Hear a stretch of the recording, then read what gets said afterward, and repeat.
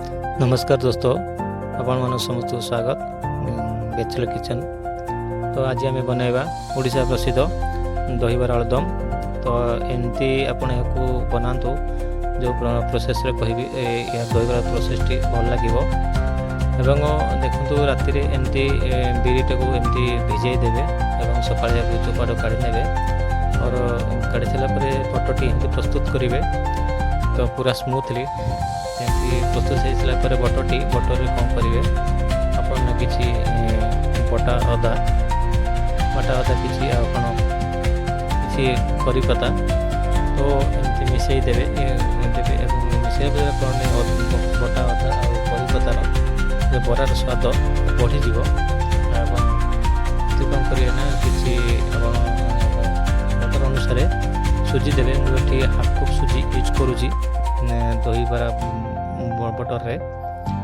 तो ये सुजी देले कौन ना आप जो बराटी भल से बाउंड करिवो एवं ये भल से फुलिबो भी। तो ये कौन करी किसी परिमाण टे खाଇବା सोडा देली ये सब मिश्रण को भल से एमती गोले नेबे। गोले द्वारा कौन परस्पर जो मोर करी पत्ता प्लस अदा बटा अदार जो स्वादटा बढ़ीज प्लस आप लुण भी यूज करेंगे। ये सब मिश्रण बरार स्वादी आप बहुत भलसे हम। तो आप दही को प्रस्तुत करेंगे। आपटे हाफ लिटर दही यूज कर दही सहित कौन कली तो ये किसी चीनी मिक्स करेंगे। गोटे बड़ स्पून चीनी यूज कली। चीनी द्वारा करना चीनी दही टे मीठा बण आसे। चीनी टी को देला एमती दही कौन कर चीनी देलापर किसी ब्लैक सॉल्ट ब्लैक सॉल्ट कौन कर ब्लैक सॉल्ट दही टेस्ट बढ़ाए। मुझे हाफ स्पून सॉल्ट यूज कली। तो यूज कलापर कौन करेंगे मतलब ये ब्लैक सॉल्ट प्लस चीनी टे को ये दही भल से गोले नेबे। तो गोले गोले देखिए कि दही थिकनेस के मुझे देखूँ ये बेसी अल्प परिमाण पानी यूज कली कलापर दही भल से गोले नेली प्लस ढांकी रखी 2 घंटा ये बटरटी को। तो खोल चेक कले जो बटर ठीक से हो सारी मतलब बरा प्रस्तुत पाई। तो मुझे खोलला बटरटी को आहरी 5-10 मिनट एमती गोले नेली। एमती गोले नेले कौन बरार तो बटर भल बने आ भल से फुल। तो साइड पानी नहीं आप चेक करेंगे आप बटरटी पानी भासुची कि ना एमती आप कड़ा बस तेल गरम होगा बरा गुड़ छाणी ने। देखो मु बटर को तेल छाणिया द्वारा बटरटी केमती फुली उठुची बरा गुड़ भल हो। तो एमती आप प्रणाली बरा को बनइबे। तो बरा बरा छाणी सारापर गोटे छाड़ा पर दूसरी साइड एमती पलटे देवे।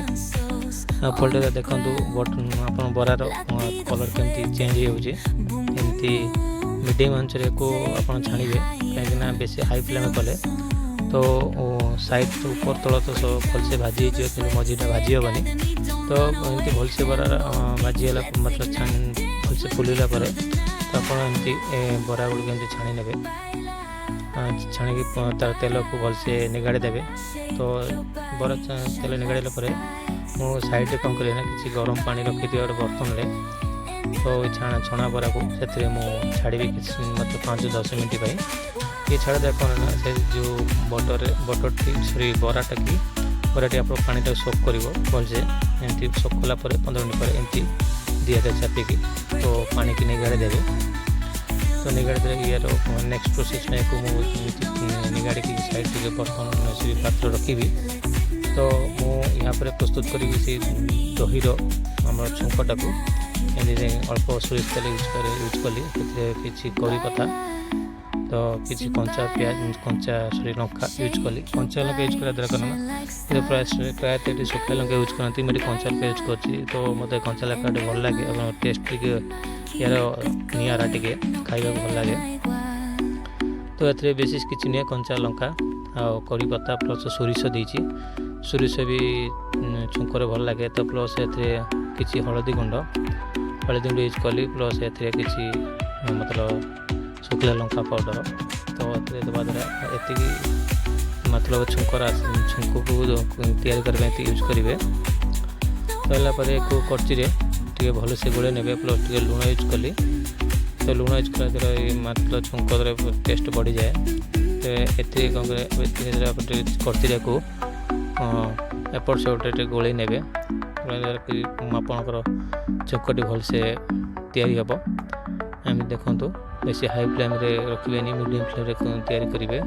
ଦେଖନ୍ତୁ ଛୁଙ୍କଟି ଆମର କେମିତି ଅତି ସୁନ୍ଦର ହୋଇଛି, କଲର୍ ଧୀରେ ଧୀରେ ଚେଞ୍ଜ ଆସିଛି ଆଉ ସବୁକିଛି ଭଲସେ ମଉଳି ଯାଇଛି। ଏମିତି ଛୁଙ୍କଟି ତିଆରି ହେଇସାରିଲା ପରେ ଆପଣ ପୂର୍ବ ଦହି ବନେଇ ରଖିଥିବା ତା ସହିତ ମିଳେଇ ଦେବେ। ମିଶାଇ ଦେଖନ୍ତୁ, ମିଶାଇଲା ପରେ ଛୁଙ୍କଟି କେମିତି ଦହିଟି କିନ୍ତୁ ଭଲସେ କଲର୍ ଚେଞ୍ଜ ହେଇଯାଇଛି ଏବଂ ଭଲ ଟେଷ୍ଟ ବଢ଼ିଯାଇଛି। ତ ଏଥିରେ ଆପଣ କରିବେ ଦହିଟିକୁ ଭଲସେ ମିଶାଇ ନେବେ। ପ୍ଲସ୍ ଆପଣ ଯେଉଁ ବରାଟାକୁ ରଖିଥିବେ ବାହାରେ ଯେଉଁ ଚାପିକି ରଖିଥିବେ ପାଣି କାଢ଼ିକି, ତ ଏଇ ଦହିରେ ଏହାକୁ ଏମିତି ମିଶାଇ ନେବେ।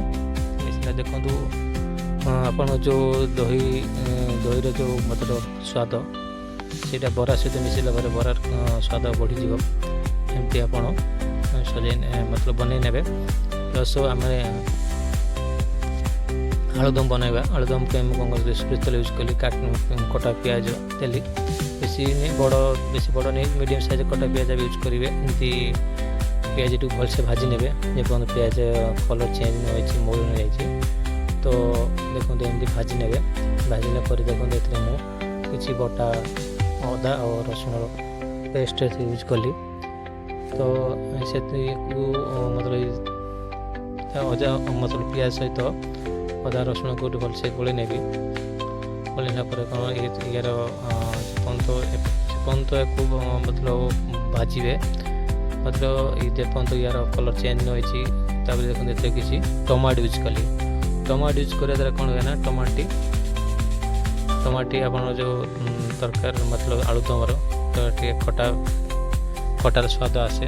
ଏବଂ ଏମିତିକୁ ସବୁକୁ ମିଶାଇ ଦେଲେ ଭଲସେ ଆପଣ ଯେପର୍ଯ୍ୟନ୍ତ ଫ୍ରାଏ କରିବେ। ଏତେ କିଛି ଲୁଣ ଦେଲି। ଲୁଣ ଦେବା ଦ୍ୱାରା ଆପଣ ଜଲ୍ଦି ଯେଉଁ ମସଲାଟି ମଉଳିଯାଏ ଏବଂ ଆପଣ ଟମାଟୋରେ ଜଲ୍ଦି ମଉଳିଯାଏ।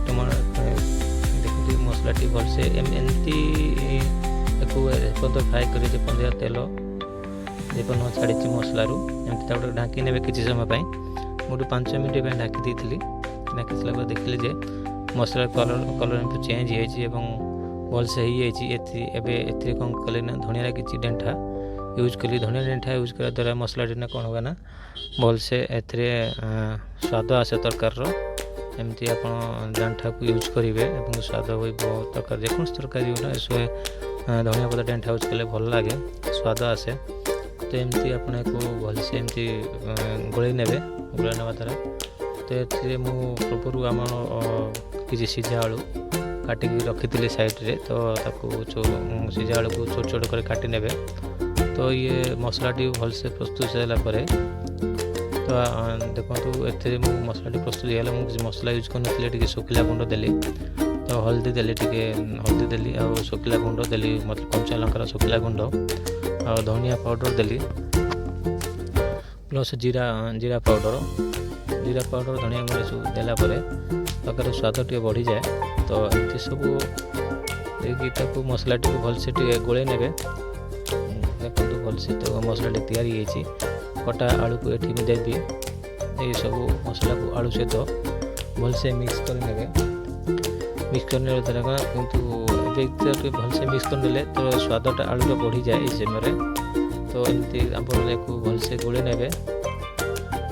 ଆଳୁକୁ ଏମିତି ଆପଣ ଭଲସେ ଗୋଳେଇ ନେଲା ପରେ ଏଥିରେ କ'ଣ କରିବେ, କିଛି ପାଣି ଦେବେ। ଆପଣ ଗ୍ରେଭି କେତେ ରଖିବେ ସେଇ ଅନୁସାରେ ପାଣି ଦେବେ। ଦେଇକି ଭଲସେ ଗୋଳେଇ ନେବେ ଏବଂ ତାକୁ ଟିକେ କିଛି ସମୟ ଫୁଟିବା ପାଇଁ ଛାଡ଼ିଦେବେ। ତାକୁ ଏମିତି ଭଲସେ ସବୁ ମସଲାକୁ ଗୋଳେଇ ନେଲା ପରେ ମୁଁ କିଛି ସମୟ ଫୁଟିବା ପାଇଁ ଛାଡ଼ିଦେଲି। ଦେଖନ୍ତୁ କିଛି ସମୟ ଫୁଟି ସାରିଲା ପରେ ଦେଖନ୍ତୁ ଆପଣଙ୍କ ଆଳୁଦମର କଲର୍ କେମିତି ମତଲବ କଲର୍ ଚେଞ୍ଜ ହେଇଯାଇଛି ଏବଂ ଟେଷ୍ଟ ବି ଭଲ ଲାଗିବ। ତାପରେ ମୁଁ ପୂର୍ବରୁ ଦହି ସହିତ ବରାକୁ ମିଶି ସାରିଲା ଆପଣ ଦହିବରାଟି ଭଲ ହେଇଛି। ଏମିତି ଆପଣ ବନାନ୍ତୁ, ଏମିତି ପ୍ରୋସେସ୍ରେ ଭଲ ଲାଗିବ। ତ ତାପରେ ମୁଁ ସବୁକୁ ସର୍ଭ କରିବି। ତ କିଛି ପିଆଜ କାଟି ପରେ ସର୍ଭ କରିବେ। ପିଆଜ ଦହିବରା ଆଳୁଦମର ସ୍ୱାଦ ବଢ଼ାଇ ଦିଏ। ଏମିତି ପିଆଜ କାଟି ଏହାପରେ सर्व करेंगे आ किसी कंचा लंका एमती काटिके छोट छोट ये सर्व करेंगे खाया भल लगे धनिया पत्र छोट छोट काटिक सर्व करेंगे भल लगे प्लस टमाटो सॉस यूज करेंगे तो टमाटो सॉस यूज कलापर और खटा मिठा आउट अधिक बढ़ी जाए प्लस ए किसी ना ब्लैक सॉल्ट देवे खाया भल लगे खाया ब्लैक सॉल्ट देवा द्वारा खाया भल लगे एमती ये प्रोसेस आप बनातु दही बरा आपको बहुत भल लगे आपण एमती बनैकी यार आनंद नियंतु आपण मन को मोर वीडियो केमती लगला तो आपन मतामत निश्चित जणाइबे तो वीडियो कमेंट करेंगे मो वीडियो को लाइक एंड सब्सक्राइब करेंगे और आपण दोस्त मन को मोर वीडियो